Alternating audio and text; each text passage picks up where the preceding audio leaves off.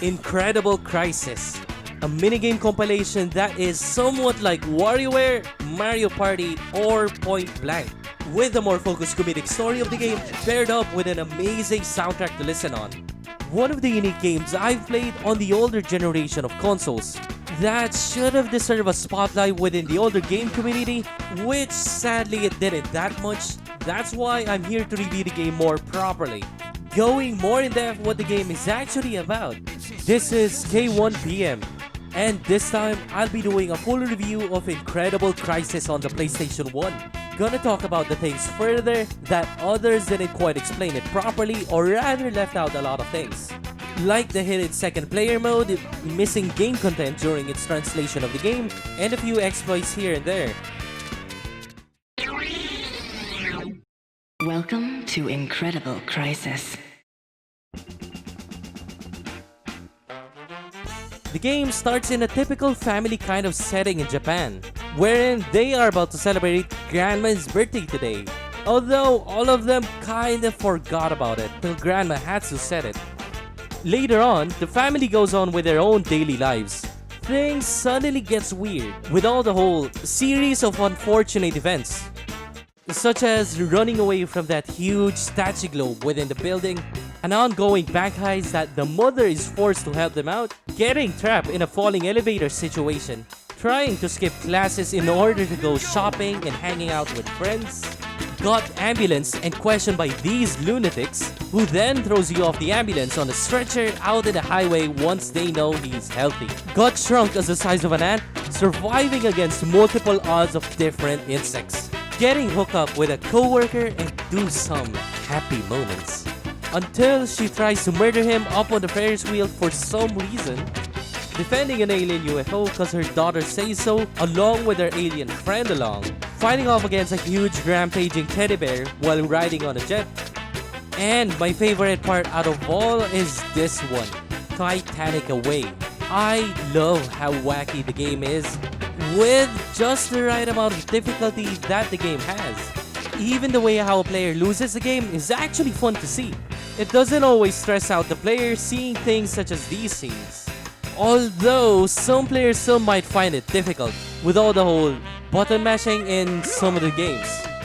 Each of those scenarios comes with a different kinds of minigames that plays really different from one another, having a set of minigames that blends with the story well.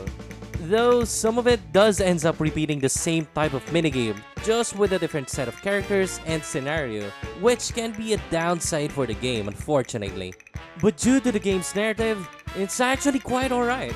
I even like the idea how each of their story ends up interconnected from one another, despite how some of the story doesn't make sense. But hey, it's a comedic kind of story after all, right? It doesn't always have to make sense, as long as it's fun to play it throughout the whole game. Though some minigames are kinda actually ridiculously hard that seem to be unfair. Fans and those who played the game know what I actually mean on this one.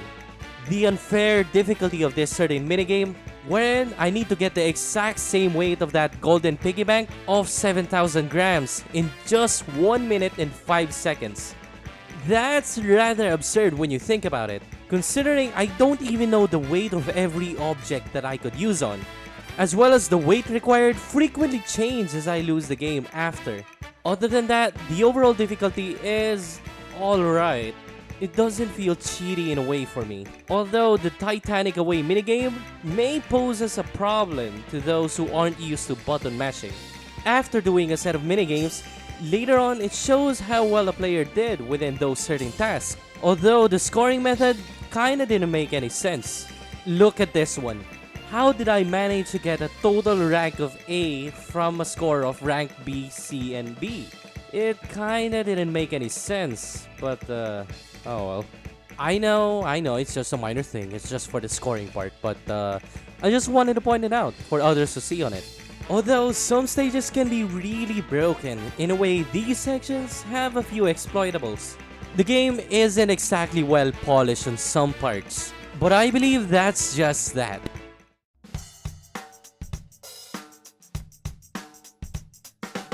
With a total minigames of 24 on the English translation, 20 original ones and 4 repeated ones, There are two minigames were exclusive in Japan, sadly, probably due to the game's language barriers. Would have been interesting to see the game's karaoke minigame or the train bomb incident, wherein Taneo would try to disarm the bomb with the clues given to him outside within every station.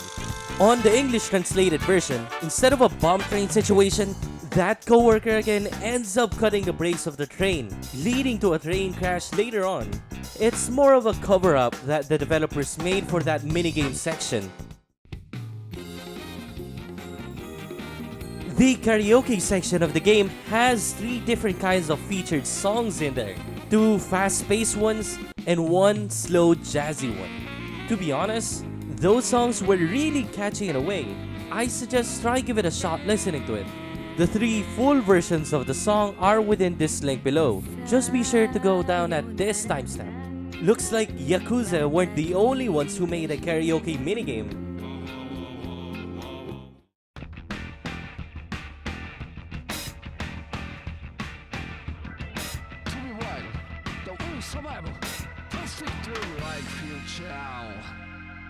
The soundtracks within the game is absolutely amazing.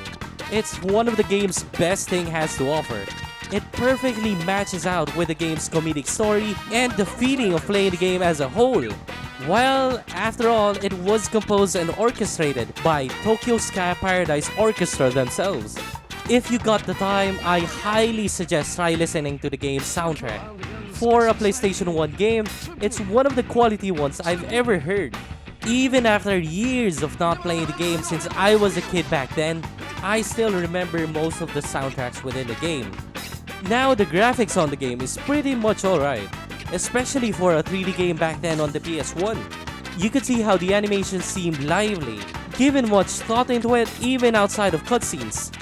Once the player managed to clear certain minigames, it's all replayable at this section.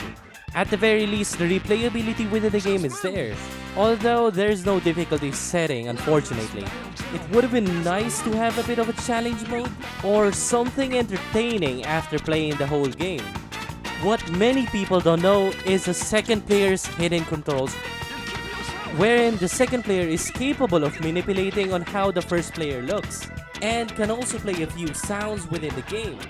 It's kinda more of a fun side Easter egg. Me and my older brother accidentally discovered this back then. We frequently mess up with the controls even though it's a game for a single player. Despite how unique this game can be, it remains as an underrated game that were not known by many. The game was developed by Polygon Magic and was released on June 24th, 1999 in Japan, and then North America and Europe throughout November 2000 with the help of Titus Interactive for the translation of the game. By the time those translated version came out, PS2 was already released, and PlayStation 1 games quickly ends up declining over time due to the new console within the market. That kinda had the same problem with Final Fantasy IX, one of the best yet overlooked classic game. That's why you don't get much to hear the praise nor popularity of Final Fantasy IX, or on this game, unfortunately. Now, I'm not saying that those two have the same amount of quality it has, but how those two games ends up getting released on the wrong date, unfortunately. That's why I give this game a rating of 8.1 out of 10. For a minigame compilation with a comedic story on the PlayStation 1, along with its lovely soundtrack throughout it all, the game is actually great, especially for its time where minigame compilation is still a new thing, and especially how they made it into an actual okay story, despite being weird and how wacky it is. Although, as a minigame compilation, the amount of minigame it has is really few, with a total amount of 24 minigames in hand, with only 20 original ones on the North America and Europe version. But each of those minigames were built with quality, although it's not that well polished for some. Is the game still good by today's standards? I think yeah, especially for its unique take on its genre. And well, minigame compilations are kinda rare to be honest. Although, good luck finding a copy of the game. Sadly, there's no port of it on the other consoles or on the computer. There's shops online, but it's kinda expensive there, considering the last time I checked was around $90 or so.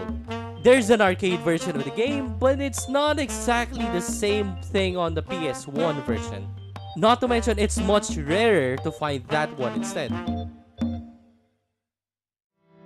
So, what do you think about the video I made? Be sure to leave a like or comment down below, or you could actually share this to the other people you might know to help my growing channel out.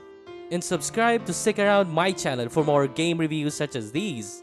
This is K1PM, and I bid you farewell.